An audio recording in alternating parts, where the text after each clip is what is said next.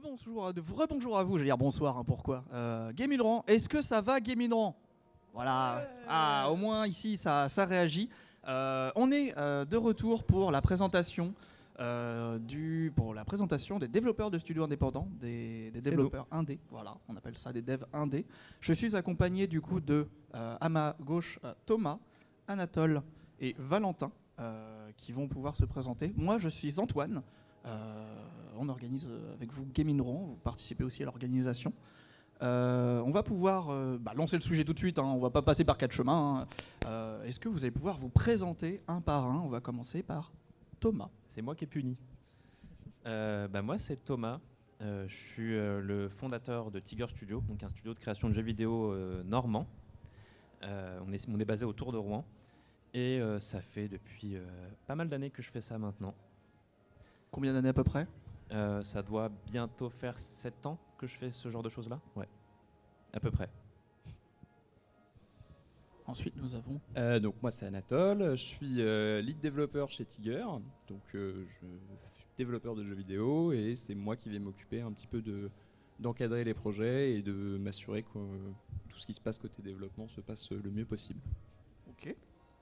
Et donc nous avons... Bonjour, moi c'est Valentin. Alors moi je suis cofondateur du studio Flowerfield Games qui est basé à Caen et où j'occupe des missions de gestion de projet et de marketing. Très bien. Donc vous avez vu qu'on a physiquement séparé les deux équipes de création, les deux studios par moi-même. Hein. Au moins on a un repérage physique de Tiger Studio qui est à gauche. D'ailleurs si peut-être la régie un moment pourra nous mettre des logos vite fait de savoir qui est qui. Et à droite nous avons donc Flowerfield représenté par Valentin. On va parler pour le coup de manière générale du métier de développeur de jeux vidéo. Mais j'aimerais également, après vous avoir présenté vous, que vous puissiez nous présenter vos structures, parce que vous êtes, on appelle ça un studio de développement de jeux vidéo. Qu'est-ce que c'est un studio de développement de jeux vidéo et pourquoi on appelle ça un studio par exemple? Qui veut prendre la main? Levez la main, hein. Je peux commencer, ouais. Flowerfield Games, alors nous, en fait, c'est un cœur de 3 associés, 3 personnes. Une personne qui développe, une personne qui décide et une personne qui vend. Et puis auquel s'est greffé une dizaine de bénévoles. En fait, c'est un projet étudiant à la base et qui a un petit peu grandi et qui a des nouvelles ambitions. Et on n'est pas encore une structure sociale, l'entreprise n'est pas créée. Et ça ne nous empêche pas de travailler sur notre temps personnel, le soir, le week-end et sur les vacances, pour faire ce qu'on aime et nous professionnaliser dans un milieu passionnant qui est le jeu vidéo et dans lequel on occupe de nombreux métiers, parce qu'en fait il n'y a pas un métier de développeur de jeux vidéo, c'est vraiment beaucoup de métiers qui doivent s'associer pour construire un tel produit. Ok, et j'ai perdu ma question. Passons à la suite. Nous, c'est Tiger Studio, du coup, on est 4 personnes derrière ça. Donc, il y a Anatole qui est là avec moi, et Léa et Jean-Christophe qui sont pas venus, qui sont pas encore arrivés, qui arrivent. On est un collectif d'indépendants dans le fonctionnement, c'est-à-dire qu'on n'a pas une entreprise à proprement parler qui nous rassemble, mais on utilise le Tiger Studio pour vraiment nous mettre sous un seul étendard et publier nos jeux ainsi. Et on a chacun des rôles assez différents et variés, et on s'est rassemblés parce qu'on aimait bien travailler ensemble. Et le principe du studio Tiger, c'est qu'on fait tout et n'importe quoi qui nous passe par la tête, tant qu'on s'amuse à le faire, et peu importe si c'est une idée qui paraît sur papier marcher ou pas, on va jusqu'au bout. Ce que je comprends pour le coup, c'est que juridiquement parlant, que ce soit Flowerfield ou Tiger Studio, actuellement, c'est pas une entreprise. Juridiquement parlant, vous êtes un groupe de copains, vous travaillez sous un nom commun, à la limite peut-être une association, mais même pas, je crois. Nous, pour le coup, on est un collectif d'artistes-auteurs, donc il n'y a pas d'entité en elle-même qui porte ce nom. On est juste chacun de nous, artistes-auteurs. La raison principale à ça, je pense que c'est un peu la même chose pour Flowerfield, hein. Une entreprise, ça a des frais. Dans le jeu vidéo, tu fais pas forcément beaucoup de revenus tout de suite, surtout en indépendant, voire pas du tout. Et du coup, c'est aussi simple d'essayer de se passer de cette contrainte de l'entreprise, en tout cas dans un premier temps. Nous, on considère actuellement potentiellement ouvrir une SAS. pour se simplifier un petit peu les démarches, principalement au niveau de l'édition, donc pour la publication des jeux que tu développes en particulier, pour te rendre disponible sur les stores, donc Steam ou autre, tu es un petit peu obligé de faire ça. Alors, pour notre part, on a réussi à publier en tout cas sur Steam en mon nom personnel, par exemple.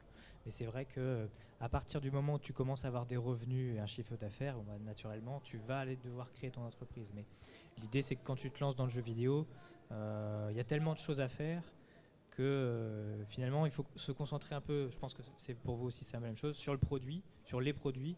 C'est montrer au marché qu'on existe. Montrer aux potentiels partenaires éditeurs qu'on existe aussi. On pourra parler du métier de l'édition du jeu vidéo et l'importance que ça a dans l'écosystème. Et l'idée, c'est que nous, notre projet, c'est à la fois construire une entreprise, mais c'est aussi avant tout une entreprise qui fait des jeux. Et pour ça, il faut que d'abord on se concentre sur comment on fait des jeux et comment on les fait bien. Et ça, les faire bien, c'est un travail à part entière pour le coup. Est-ce qu'on peut... on parlait tout à l'heure que vous étiez un certain nombre dans vos équipes respectives. On a dit tout à l'heure que toi, Anatole, tu étais lead dev. Est-ce qu'on peut... alors, juste interlude. J'en profite pour rappeler sur le chat et également au public qui est présent sur scène que c'est interactif. À n'importe quel moment, vous pouvez lever la main, on viendra vous apporter un micro, on essayera au moins de venir récupérer vos questions. J'ai le chat sous les yeux, donc également coucou le chat si vous voulez poser des questions à nos collaborateurs sur la scène. Voilà, je ne sais plus où j'en étais. J'étais en train de dire oui. Est-ce qu'on peut essayer de détailler les rôles qu'ont les personnes de vos équipes et comment vous séparez un peu la tâche pour le coup, de manière générale et pour vous à proprement parler? Je peux commencer. Comme Anatole le disait, lui il est lead développeur, donc il va s'occuper de toute la partie développement et de chapeauter tout ça. On a Jean-Christophe qui est gameplay développeur dans l'équipe. Donc c'est-à-dire que lui il s'occupe de développer la couche qui se situe entre les inputs du joueur, donc ses touches, etc., et le jeu. Donc comment un personnage se déplace à l'écran, comment le système de jeu fonctionne vraiment au cœur du ressenti du joueur. Après, on a... Ça, pour le coup, c'est un boulot de code. Enfin, il fait du code, du coup, Oui. ou c'est ça? Il fait du e-code. C'est les fameux langages de code en HTML. C'est du C# pour le coup. Nous, on utilise le moteur de jeu Unity. Mais oui, c'est ce genre de choses-là. On a Léa, qui est directrice artistique et qui est artiste 2D 3D. Pour le coup, là, c'est assez facile à comprendre. Elle s'occupe de déterminer le style graphique du jeu qu'on va faire et de faire réaliser les graphismes 3D et 2D à l'avance. Et moi, je suis un peu multi-outil. Je fais le couteau suisse. Je fais ce qui a besoin d'être fait et d'être comblé. Donc, je m'occupe par exemple du marketing, je m'occupe de la production, donc organisation des tâches, etc. Et ça m'arrive du coup principalement, dans les rôles techniques que je fais, c'est VFX artist, donc c'est-à-dire que je fais toute la partie effets spéciaux, visuels, etc. Et la partie sound design. Donc, je compose les musiques de nos jeux et je fais tous les sons de A à Z de nos jeux. On pourra peut-être à un moment écouter certains sons de tes jeux. Je crois qu'il y a des vidéos qui seront présentées à un moment. On aura l'occasion de voir ça. Et pour vous, de l'autre côté? Alors nous, on est organisé plutôt en 3 équipes. On a une équipe artistique, une équipe de développement programmation et puis une équipe plutôt marketing. Pour la partie artistique, donc c'est Jérémy, mon associé, qui a la mission de direction artistique et de game design. Donc un peu comme vous, son rôle en fait, c'est d'établir la charte graphique, le style en fait, du jeu et qui donne en fait, les instructions aux artistes. Et dans son équipe, donc on a Clémentine qui est 2D artiste, qui fait aussi l'animation des personnages.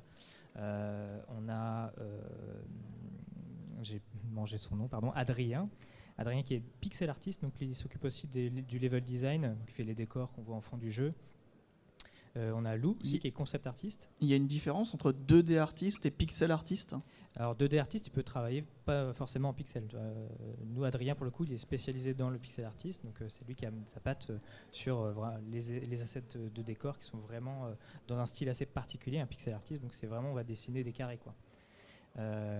Et donc Lou, qui est concept artiste, donc c'est lui aussi quand on a des idées en fait dans la tête, des projets de personnages, etc., on peut passer par une phase de concept artiste, conception. On va dessiner des croquis des personnages et puis on va affiner comme ça un petit peu les décisions artistiques qu'on prend. Voilà, je mets dans cela aussi, on a un sound designer, Jocelyn, qui fait partie de l'équipe artistique aussi. Et puis dans l'équipe de programmation, donc on a Simon qui est présent aussi avec nous sur le salon, qui est notre lead développeur, qui développe un petit peu tous les outils en fait qui vont servir aux développeurs pour programmer le jeu. Et puis on a donc Gabriel et Maxime qui sont programmeurs, donc développeurs dans le jeu et qui développent sur Unity, un peu comme vous. Et puis pour la partie marketing, donc moi j'ai le poste de chef de projet, donc je chapeaute un peu tout ça et je m'occupe un peu de la partie marketing, gestion de business développement. Et on a une community manager, Constance, qui fait toutes ces communications sur les réseaux sociaux, sur notre page Steam, etc. Et Clément aussi qui fait la communication. J'ai l'impression que pour le coup, vous êtes assez nombreux chez vous. On est très nombreux. En fait, l'idée c'était de pouvoir accueillir plein de gens qui ont l'ambition de travailler dans le jeu vidéo, qui aimeraient bien en faire un métier ou en tout cas une activité extra professionnelle. Et c'est l'occasion en fait pour eux de s'essayer à l'activité, d'avoir les crédits dans le jeu vidéo et puis d'enrichir leur portfolio. Voilà, ils ont décidé des assets, c'est eux qui sont à l'origine et peuvent montrer leur talent, quoi. Et franchement, j'en profite pour les remercier et puis les féliciter parce que le résultat est là derrière et ils peuvent en être fiers, quoi. Du coup, c'est un peu comme si vous... Enfin, quoi qu'il arrive, quand vous créez vos jeux ou que vous avez vos assets, vous dédicacez, c'est les génériques finalement, vous arrivez à compléter le nom des personnes, quoi qu'il arrive au jeu.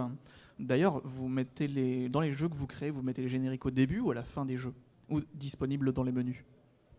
Nous, dans le menu, on a un petit menu crédit où on crédite tout le monde qui a travaillé dessus, et puis il y a des petits liens vers nos différents sites internet et autres. Ouais, c'est plutôt la pratique, le rendre accessible aux joueurs en fait en un clic dans le menu principal en général, plutôt qu'à la fin, parce que en fait, t'attends pas la fin pour savoir qui a développé les différentes parties du jeu, quoi. Ok, très bien. On a parlé tout à l'heure de structures qui sont créées depuis un certain temps. Toi, tu travailles depuis 7 ans là-dedans, ou un peu moins. Nous, ça fait 1 an et demi. Un an et demi, ouais. voilà. Est-ce que vous pouvez un peu nous parler de l'histoire de votre studio? Comment vous en êtes arrivé à vous dire on va créer un studio de jeux vidéo, enfin on va se regrouper sous un nom et on va sortir des jeux. Comment tout le fil conducteur qui vous a permis d'arriver là depuis le début finalement? Moi pour ma part, je faisais ça professionnellement dans une entreprise donc, qui s'appelait Gameit à l'époque. On faisait des simulations de réalité virtuelle. Et je faisais ça dans mon coin avant d'avoir Tiger, donc je faisais ça tout seul, je publiais mes jeux sur mon profil et puis je testais des choses. Et j'ai rencontré à ce moment-là Léa. Ça, c'était ton travail pour le coup? Mon travail, c'était de faire des simulations de réalité virtuelle pour des entreprises. Et à côté, avec les compétences que j'apprenais là-bas et à l'école, je faisais mes petits jeux à côté pour le plaisir. Et j'ai rencontré Léa là-bas. Et Léa a vu ce que je faisais, elle me disait « Oh, c'est pas mal ». Elle était contente, mais elle trouvait ça cool. Et il manquait quand même la partie graphique, parce que les graphismes de développeur à l'époque, j'avais pas encore développé mes compétences là-dedans. Ça ressemblait pas à grand-chose. Et on a commencé à travailler sur une game jam ensemble pour voir. On a vu que ça a plutôt bien marché. Et à partir de là, on s'est dit on va faire des jeux ensemble. Et on a continué pendant quelques temps que tous les deux. Est-ce que tu peux nous dire ce que c'est une game jam? Je suis désolé, je te coupe. Est-ce que tu peux nous dire ce que c'est une game jam pour le coup? Alors une game jam, c'est le principe de faire un jeu vidéo dans un temps extrêmement court, enfin plus ou moins court, avec un thème annoncé à l'avance, enfin annoncé au début de la game jam. Et pendant le temps prédéfini, on développe le jeu de A à Z et on publie à la fin. Et donc ça s'est bien passé avec elle, on a fait ça pendant quelques années. On faisait ça un peu sur notre temps libre, comme on pouvait. Et après, j'ai rencontré Anatole. Et là, les choses sont devenues carrément plus sérieuses. On commençait à être 3 et on commençait à beaucoup avancer. Et c'est à ce moment-là qu'on s'est mis, Anatole et moi, en temps partiel pour faire ça quelques jours par semaine à côté de notre emploi principal. Et c'est à ce moment-là, je pense 1 an après, que Jean-Christophe nous a rejoints pour compléter l'équipe. Et puis depuis, on continue à faire des jeux vidéo. Depuis, vous faites des jeux vidéo, vous les publiez, vous avez une quinzaine de jeux, je crois, à votre actif. Un peu plus que ça, ouais. On en publie vraiment beaucoup parce qu'on fait énormément de game jam. On en fait peut-être même 4 fois par an, si on peut. Et on publie à peu près un jeu par an, je dirais. Un gros jeu environ. Et vous de votre côté, l'histoire de A à Z? Alors nous, ça a commencé. Bon, en fait, on est donc avec Jérémy, qui est notre directeur artistique. On est tous les deux dans un même parcours scolaire. On n'a pas encore fini nos études. Et dans ce parcours, en fait, on avait un module de création d'entreprise. Voilà, il fallait s'essayer à créer une entreprise fictive, et on s'est dit pourquoi pas faire une vraie entreprise en fait et le faire sérieusement. Et qu'est-ce qui nous plairait, c'est faire des jeux vidéo. Et à ça, s'est rajouté donc Simon, qui est notre lead développeur.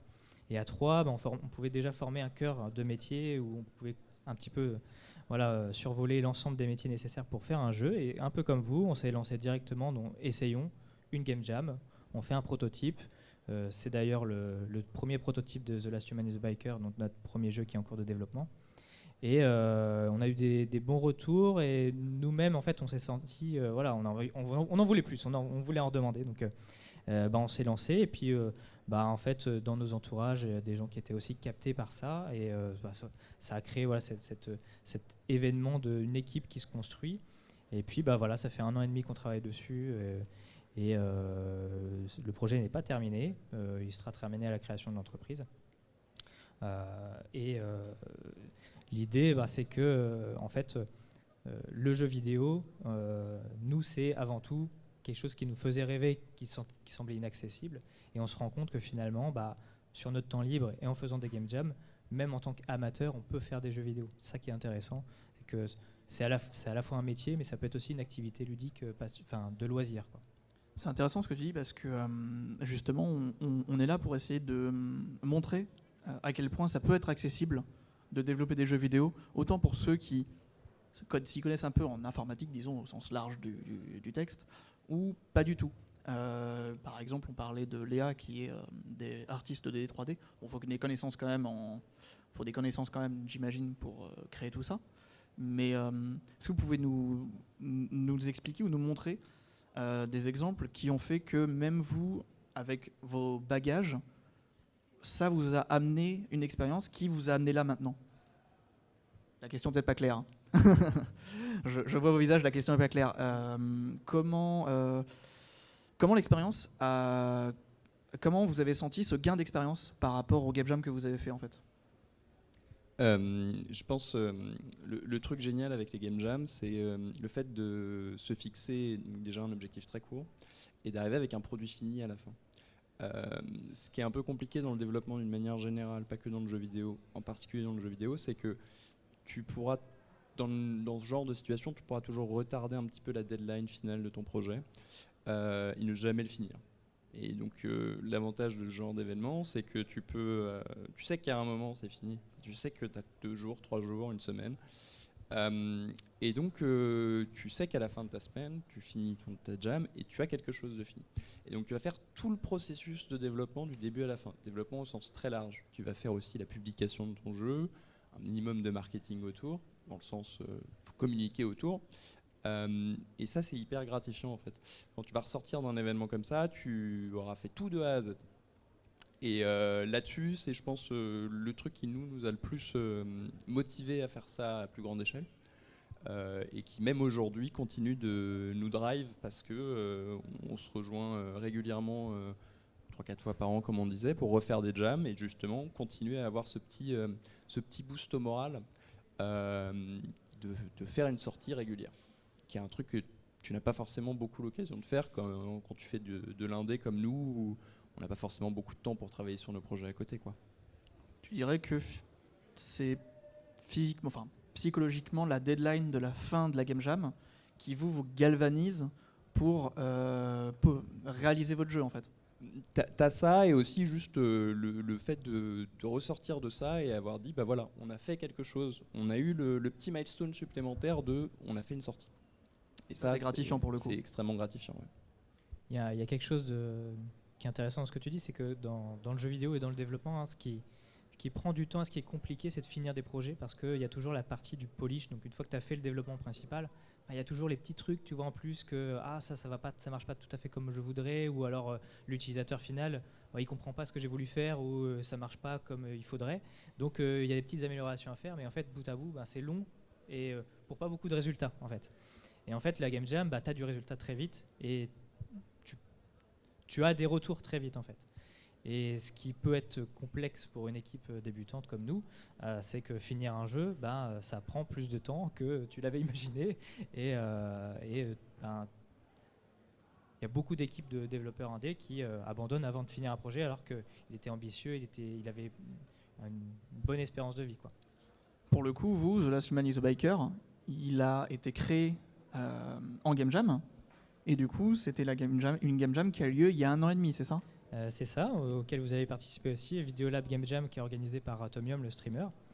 Super passionnant, vraiment très intéressant. D'ailleurs, je rebondis aussi, l'intérêt des Game Jam, un autre intérêt, on pourra en parler, il y a une Game Jam qui est organisée ce week-end donc au Game In Rouen, c'est aussi les rencontres. C'est-à-dire que tu peux te pointer à une Game Jam avec tes compétences personnelles, qui ne sont pas forcément toutes les compétences nécessaires pour faire un jeu. Tu as besoin aussi de t'associer avec des personnes que tu ne connais pas forcément, et c'est l'occasion de former des équipes et de rencontrer des gens, soit dans une même équipe de développement, soit de demander conseil à des voisins qui développent un autre jeu pour pouvoir apprendre des autres et apprendre de l'expérience que la Game Jam peut apporter, quoi. Donc c'est ce qui nous est arrivé, oui, en effet, à la Videolab Game Jam, où on a sorti un prototype, voilà, en 48 heures, qui nous a permis de valider en fait des idées qu'on avait de game design et de level design, qui nous permet après de nous appuyer dessus pour développer le reste en fait du prototype.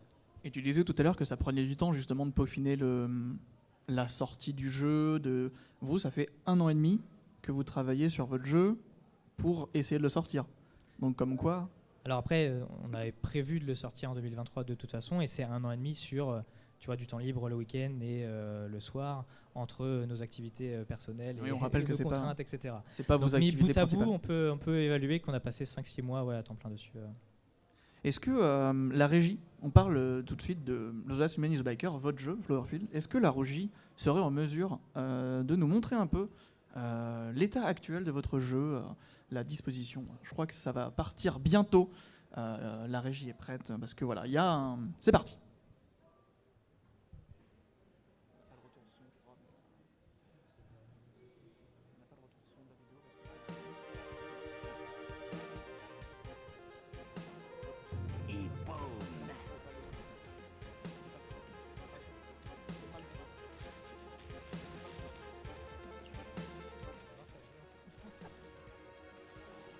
Est-ce que tu peux nous parler un petit peu de ce jeu de ce jeu The Last Human is a Biker? Alors The Last Human is a Biker, en fait, c'est un jeu en 2D. Alors c'est des mécaniques de roguelite, donc c'est-à-dire en fait c'est du die and retry. Une partie dure au maximum 5 minutes. Vous essayez, au bout de 30 secondes, vous mourrez, vous recommencez avec du nouveau matériel que vous pouvez améliorer, et vous progressez comme ça jusqu'à aller au bout. Donc là, la démo elle dure à peu près 5 minutes. Et dans une partie, en fait, vous progressez, c'est-à-dire à mesure que vous éliminez des aliens, qu'on peut voir à l'écran ici, vous pouvez monter de niveau, améliorer votre matériel, et le jeu vous propose plusieurs choix parmi une vingtaine, et c'est aléatoire, donc chaque partie est un peu unique. Il faut créer son build, donc créer son ensemble de matos et ses améliorations pour essayer d'aller le plus loin possible. Et puis donc actuellement là il est présenté au stand et on fait un petit concours, donc c'est à l'ancienne, en mode arcade. À la fin de la partie vous avez un score et il est inscrit dans un leaderboard, et donc l'objectif c'est de battre un petit peu le copain, de faire le meilleur score. Donc on organise un tournoi là pendant tout le week-end. À la fin du week-end, les 5 premiers gagnent un lot. En l'occurrence là on fait gagner des clés du jeu pour ce week-end.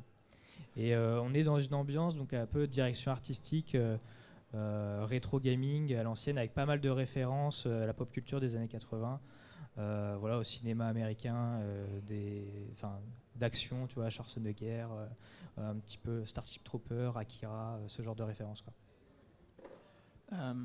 Encore une fois, pareil, j'avais une question, mais je ne m'en rappelle plus.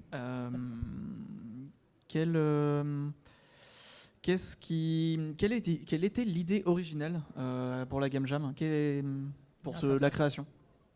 Quand on arrive en Game Jam, en fait, l'idée principale, c'est on veut développer une mécanique de jeu qu'on ne sait pas faire ou qu'on n'a pas encore fait. Et vas-y, on va s'entraîner. Et on va développer un jeu dans cette optique-là. Et en fait, on avait un projet initialement d'un jeu vidéo beaucoup plus complexe que ça, et qu'on a découpé en plusieurs modules, et donc ça fera plusieurs jeux, enfin bref.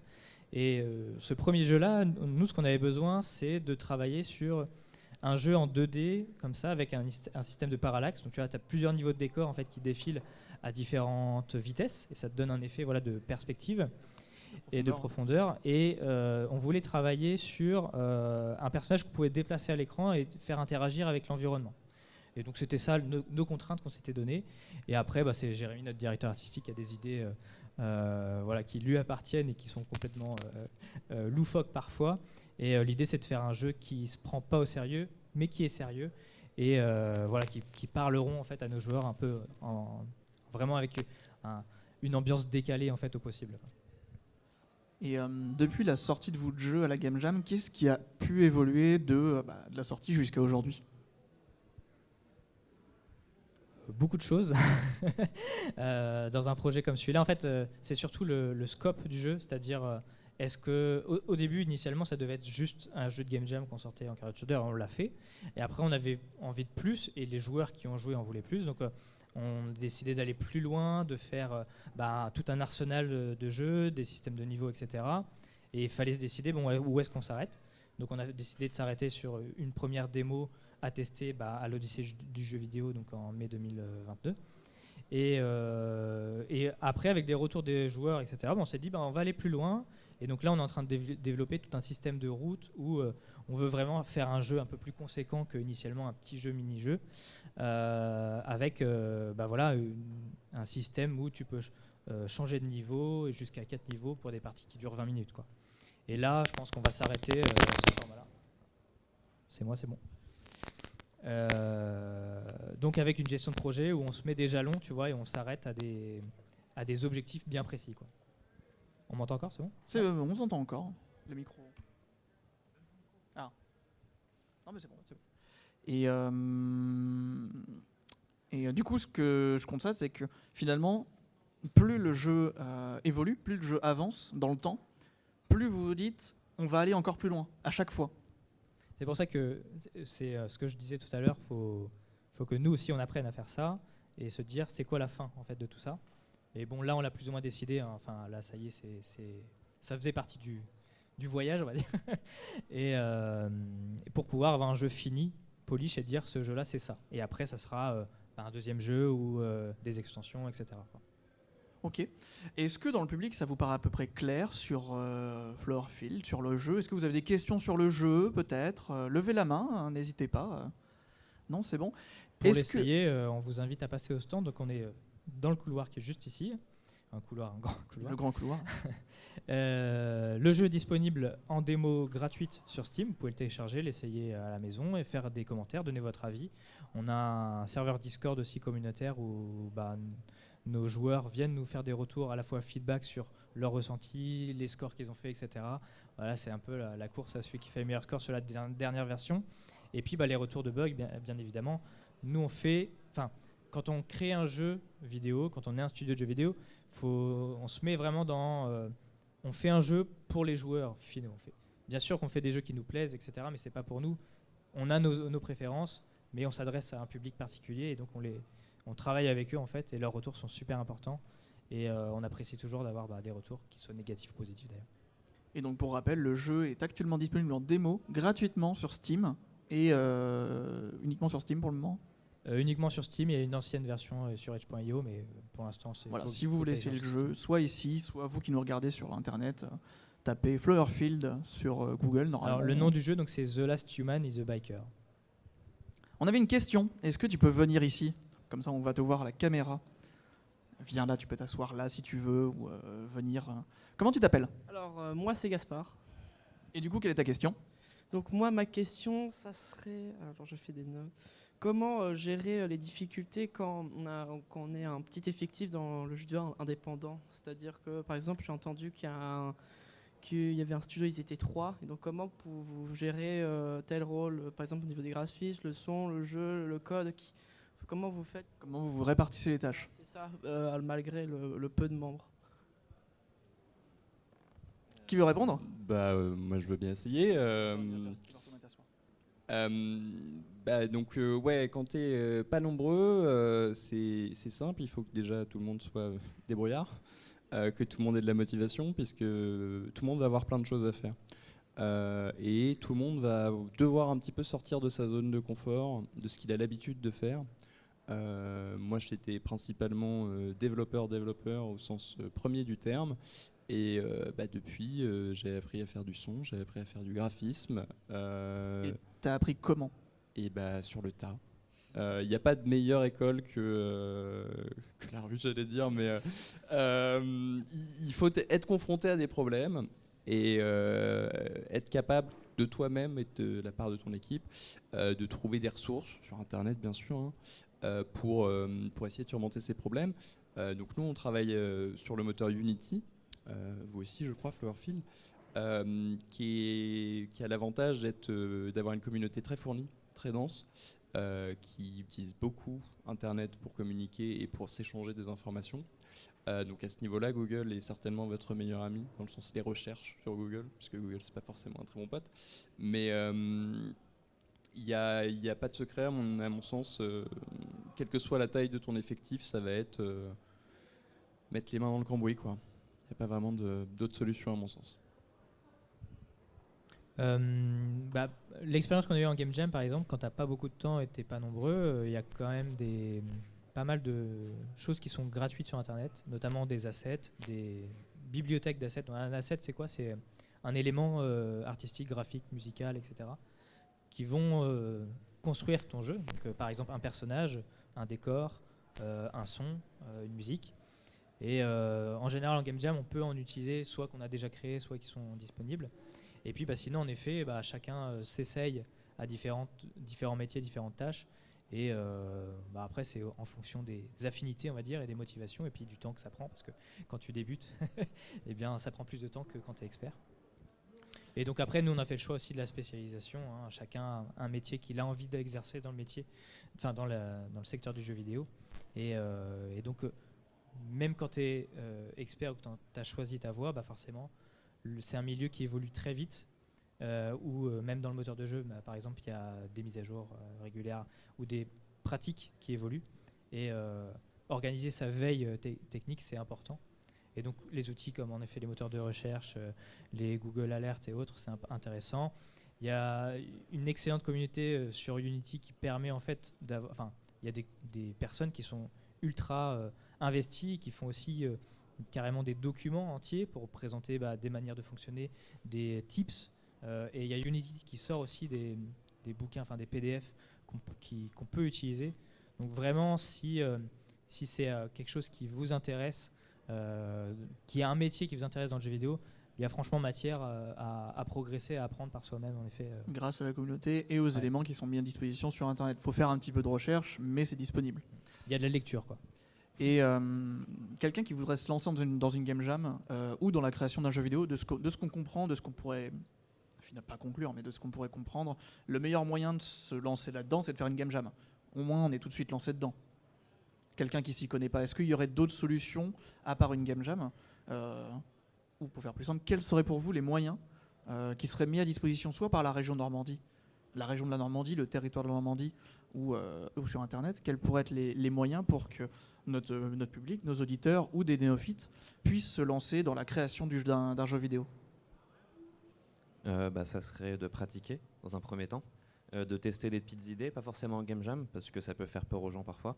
Faut juste se lancer, tester des trucs. Faut pas hésiter à faire des petits prototypes, des jeux simples, le plus simple possible, faire un petit platformer où il n'y a pas d'objectif, mais c'est juste j'apprends à faire un platformer. Ce genre de choses-là, il y aura énormément de ressources sur Internet pour voir comment faire, apprendre. Et ça permet de tester un peu tous les métiers, de tester ce qui nous plaît.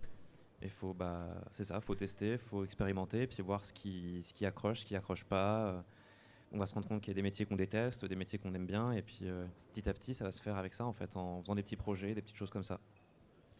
Mais quand tu n'as aucun bagage, tu fais comment finalement? Tu as des éléments qui te permettent, parce qu'on parle de Unity, c'est un moteur graphique, tu as des éléments plus simples que Unity qui te permettent de créer un jeu? Unity, c'est un moteur de jeu, donc c'est un logiciel assez complexe qui prend vraiment beaucoup de fonctionnalités très différentes et complètes. C'est un des leaders du marché avec Unreal Engine. Et puis ça dépend des cœurs de métier après que tu veux pratiquer. Mais quand il s'agit juste d'essayer des prototypes, en no-code, par exemple, il y a aussi des logiciels un peu plus accessibles, on va dire. Certains gratuits, certains d'autres. J'ai en tête Godot, par exemple. Je sais pas vous. Game Maker aussi. Ouais, dans Game le Maker, style. par exemple. Ouais. RPG Baker aussi. RPG Maker. Construct, Construct. Ouais. Qui marche Construct très 3, la bien. dernière version. Ouais. tout à fait. Et puis tu as aussi des jeux vidéo plus grand public qui sont sortis. Alors je vais avoir du mal de retrouver les noms là comme ça, mais qui ont pour but justement de créer des jeux dans le jeu. Il y a un jeu Nintendo comme ça Ouais. qui est sorti. Il y a un jeu Je me rappelle Nintendo plus le et nom, j'ai- peut-être que la régie pourra nous le redonner un J'ai- moment, mais peut-être qu'on l'a en public. Vas-y, reviens. Si tu as le nom. Alors comment ça s'appelle? Alors, ça s'appelle l'atelier du jeu vidéo. Et donc oui, c'était sorti par Nintendo. Voilà, donc effectivement, l'atelier du jeu vidéo, pour vous, c'est un élément qui vous permettrait au moins de s'initier à la création d'un jeu vidéo. Pour vous, ça fait partie des codes de création? C'est même certainement la meilleure solution si tu as un néophyte complet, puisque donc, Unity c'est un très très bon outil, très, très ouvert, mais qui demande quand même d'être un minimum expérimenté en informatique au sens large. T'as pas besoin d'avoir déjà codé quoi que ce soit, mais quand même, il faut être un peu plus accroché, quoi. Mais pour le coup, ça reste un jeu vidéo. On a les outils qui sont fournis par la console et par le jeu en lui-même. Et pour le coup, ça permet une accessibilité au prix du jeu et au prix de la console. Mais ça permet une accessibilité qui permet au moins de s'initier à ça. Mais tu as même. Parce qu'après, jeux vidéo, il y a vraiment plusieurs styles de jeux vidéo. Par exemple, on n'a pas parlé faire des jeux vidéo sur la narration, par exemple, sur les histoires, etc. Tu as des logiciels où c'est simplement une suite de textes et puis des choix multiples qui amènent à des nouveaux textes, etc. J'ai plus le nom, mais il y a un petit logiciel qui permet de faire ça gratuitement. Et donc, tu n'as pas besoin de programmer des suites logiques tu vois, de réaction en chaîne ou d'action. Et les jeux vidéo, tu as la partie artistique, qu'elle soit narrative, qu'elle soit visuelle ou sonore. Et puis tu as la partie un petit peu technique aussi de programmation de quand j'appuie sur tel bouton, ça fait telle action. Et puis la partie game design, c'est comment faire en sorte que quand je joue, j'ai du plaisir et j'ai envie d'avancer, de faire des aventures pour aller explorer des nouvelles parties du jeu ou de résoudre des énigmes, etc. Vraiment beaucoup d'univers différents à aller explorer quand on veut faire du jeu vidéo. Et les équipes, les développeurs, ils ont parfois des préférences ou non. Et tous ces logiciels-là permettent d'aller explorer les différents secteurs de ce jeu, quoi. Enfin, de ce secteur d'activité du jeu vidéo, quoi. Très bien. Quelque chose à rajouter? Non? On peut parler rapidement de votre studio également, parce qu'on a parlé rapidement, on a parlé un petit peu avec Floorfield. Vous avez sorti quoi comme jeu récemment qui pourrait être présenté? Il y a 2 jeux qu'on a sortis. En 2021, on a sorti Spellswap, un jeu de combat en 2D. Et en 2022, on a sorti Just Murders, un jeu semi-horreur d'exploration et qui se moque du joueur tout du long. Alors là, on voit pour le coup Spellswap à l'écran, qui est accessible à votre stand et qui est disponible. Disponible donc sur Steam depuis 2021 il est actuellement en démonstration sur notre stand, pareil, de l'autre côté, à côté, juste en face du stand de Game Jam. Vous pouvez nous parler rapidement de ce jeu? Comment vous êtes amené à créer ce jeu? En fait, ça c'était une idée qu'on avait. On voulait faire un jeu de combat parce qu'on aime bien tester plein de types de jeux différents. On s'est dit on n'a pas fait de jeu de combat, on va en faire un. Et l'idée qu'on avait, c'est mais l'équilibrage c'est insupportable. Et on s'est dit est-ce qu'on ferait pas un jeu qui s'équilibre tout seul? Et donc on a fait Spellswap, qui est un jeu où quand on frappe un joueur, on échange les sorts. Ce qui fait que même s'il y a un sort qui est complètement plus fort que les autres, il va se répandre parmi les autres joueurs et ils vont se venger sur toi si tu l'utilises sur quelqu'un. Donc le jeu s'équilibre un peu tout seul. Donc c'est pas aussi facile que ça. On a fallu qu'on équilibre un peu plus derrière, mais on n'est pas sur un équilibrage de jeu de combat classique où c'est des mois et des mois de travail pour quelques personnes à tout tester, à être sûr que tout soit bien, que ça se joue bien, que tel sort est pas trop fort contre tel sort. Non, le jeu du coup il s'équilibre plutôt tout seul quand même. Ouais, c'est vrai qu'il y avait 2 idées en plus du jeu de combat. C'était l'idée de vengeance, qui était assez importante, et l'idée de couch co-op, donc jouer avec ses potes sur son canapé devant sa télé, quoi. Un des petits challenges objectifs qu'on s'était donné pour Spellswap, c'était de pouvoir jouer autant qu'on veut. Donc c'est le cas, ça devient très vite très bordélique, hein. Tu peux On en a témoigner. testé à 8 déjà, c'est compliqué. Ouais. Mais on peut jouer jusqu'à 999 sur le jeu. Voilà, tant que le support matériel le peut. à vos risques et périls, on va dire.